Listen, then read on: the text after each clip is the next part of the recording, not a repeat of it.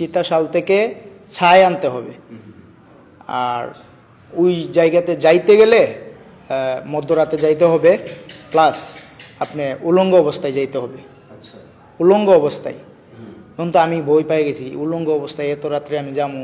পরে আমি জিজ্ঞেস করলাম যে এত রাত্রে উলঙ্গ অবস্থায় যামু, যদি রাস্তাঘাটে আমার কেউ দেখে, মানুষ দেখতেই পারে, আপনি কোনো কথা বলবেন না, সোজা চলে যাবেন।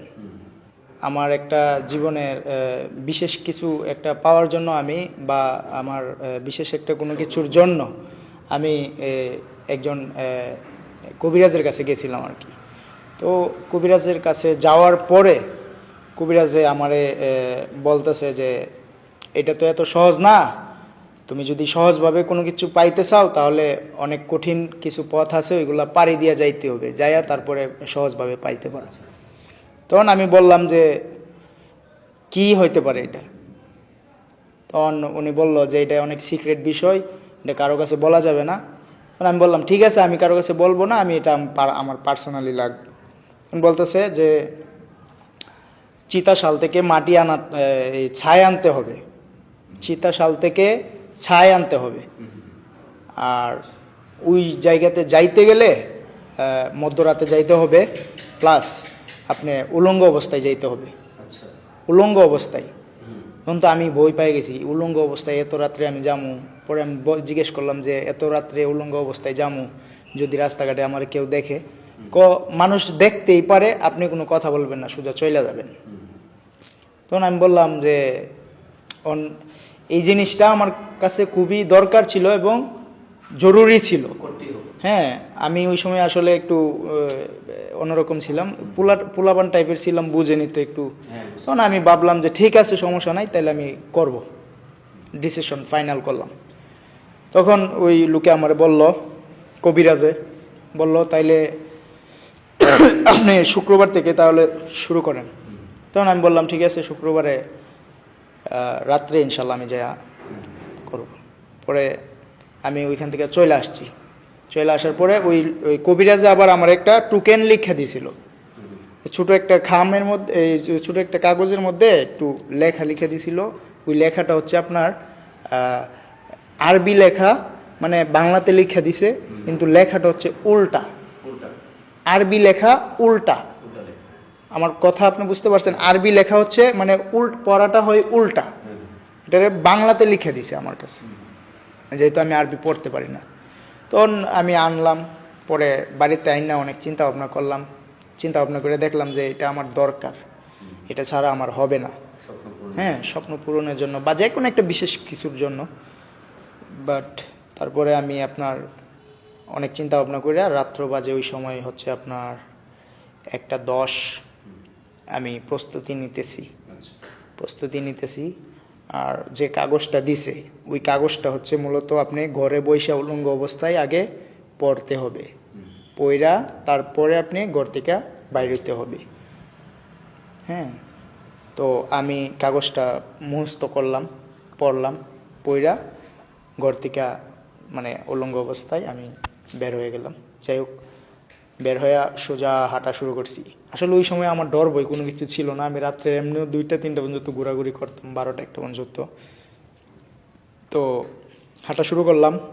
এটা হচ্ছে আমাদের ঝিলুকদাপাড়ার যে বন্দর মেইন রুট গেছে, ওই রুটের এদিক দিয়ে আমি ঝিলুকদাপাড়ার মসজিদের সামনে দিয়ে গিয়া আপনার পূর্ব সাইডে যে এই খাল, ওই খালের উপর দিয়া মানে নামছি।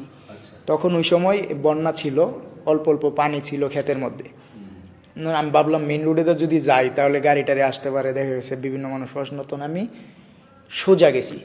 তো এই খালে নামার পরে বাইক হয়েছে কি আমার সাথে অনেক বাজে একটা কাজ হয়েছে, যেটা বলার মতো না। এটা বলতে গেলে, এই যে আমার গায়ের পশম দাঁড়ায় গেছে, এটা বলতে গেলে আমার অনেক ভয় করে।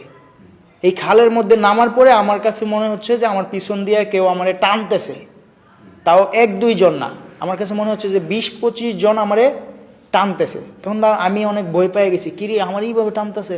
তখন আমার ওই যে কবিরাজের কথা স্মরণ হইল, যে কবিরাজ তো বলছে আমি ডাইন বাম তাকাইতে পারবো না, সোজা হাঁটতে হবে, সোজা হাঁটলে আমার কোনো ক্ষতি করবে না, কিন্তু আমি যদি একটু ঘাটটা ঘুরে তাকাই তাহলে আমার অনেক বড় ক্ষতি হয়ে যাবে।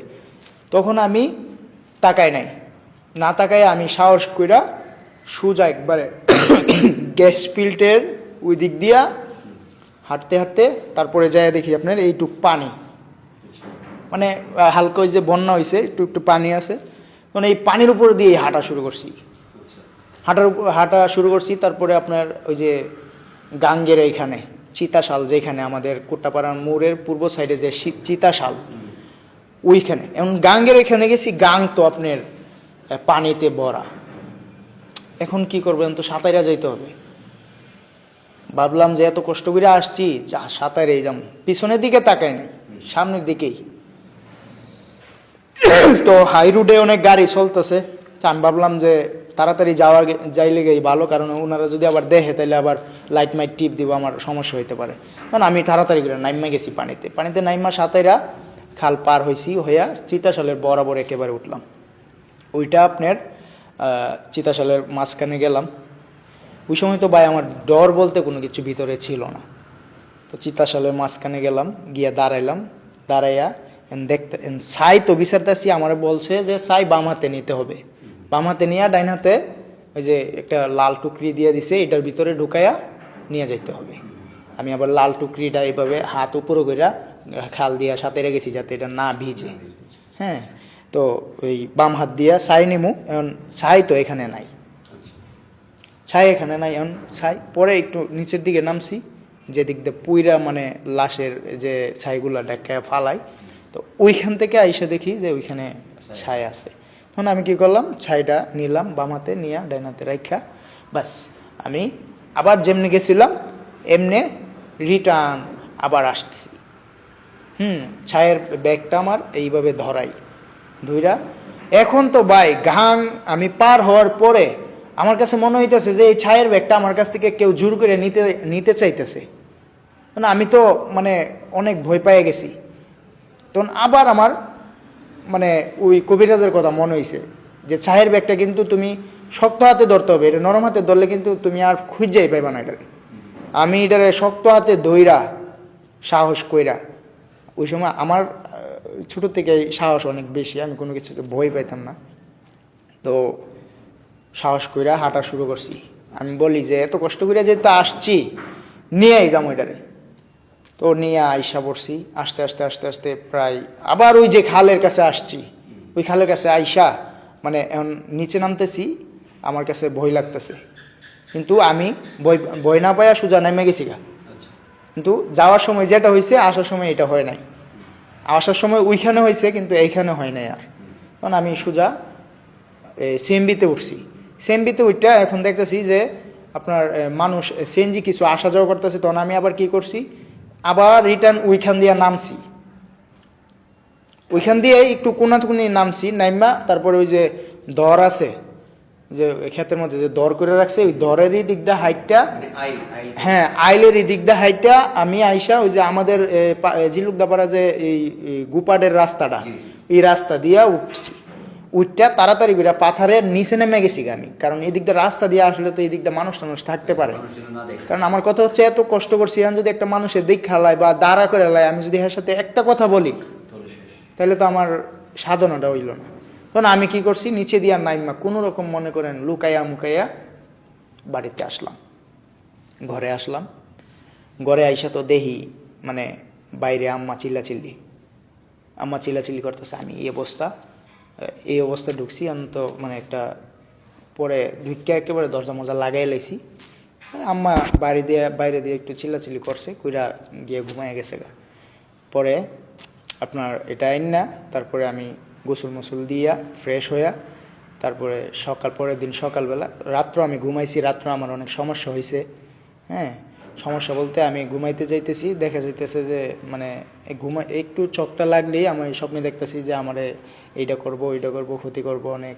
হ্যাঁ, এইটা আমি দিয়ে দিতে কেন আনলাম, এইটা যাতে না করি, এরকম মানে স্বপ্নে দেখতেছি আর কি। কারণ আমি ভাবলাম যে সমস্যা নেই, তো কোনো সমস্যা না, আমি ডরাই না।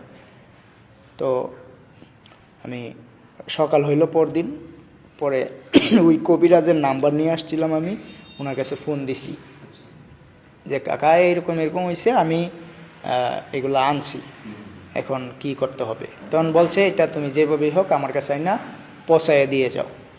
কারণ আমি ওনার কাছে ওর বাইক নিয়ে এটা নিয়ে গেছি। এই বাইক নিয়ে যাওয়ার সময়ও আমাদের সাথে অনেক ঘটনা ঘটছে, আমরা অ্যাক্সিডেন্ট করতে চাইছিলাম, বুঝছেন, দুর্ঘটনা থেকেও বাঁচছি। তো ওনার কাছে যাওয়ার পরে ওনার কাছে দিয়ে আসছি, দিয়ে আসার পরে আর আমার কোনো সমস্যা হয় নাই। পরে উনি এটা দিয়ে আমার একটা বানিয়ে দিছে, তাবিজের মতো এরকম একটা বানিয়ে দিছে, আর হচ্ছে আপনার একটা কাগজ দিয়ে দিছে, তাবিজ এইটা লেখা দিছে, আর ওই ছাইটার সহ দিছে। হ্যাঁ, তো এইটা নিয়ে আমার বলছে যে একটা ওই যে আমরা হাওড়া গাছ বলি এটারে, হাওড়া গাছ চিনেন? হাওড়া গাছে বাইন্দা দেওয়ার জন্য। হাওড়া গাছের তাও মানে একবারে হাওড়া গাছের ডালে, যেখানে এটা ঝুলবে, হ্যাঁ বাতাসে ঝুলবে। তো আমি কি করছি, হাওড়া গাছ তার খুঁজে পাই না, তখন পাইছি যাই হোক একটা, এটা হচ্ছে আপনার লতাবতী পাড়া, হিন্দু পাড়াতে গেছি, হিন্দু পাড়াতে গিয়া তারপরে আপনার এইটা হাওড়া গাছের উপরে ওইটা বাইন্দা দিয়ে আসছি।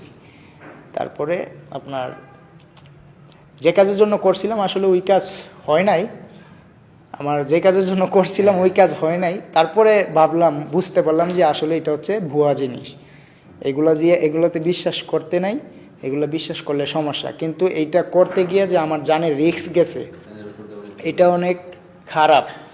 আমি এইটা সারা জীবন মনে রাখতে হবে, কারণ এটা আমার মনে থাকবে, সারা জীবন মনে থাকবে, স্বাভাবিক।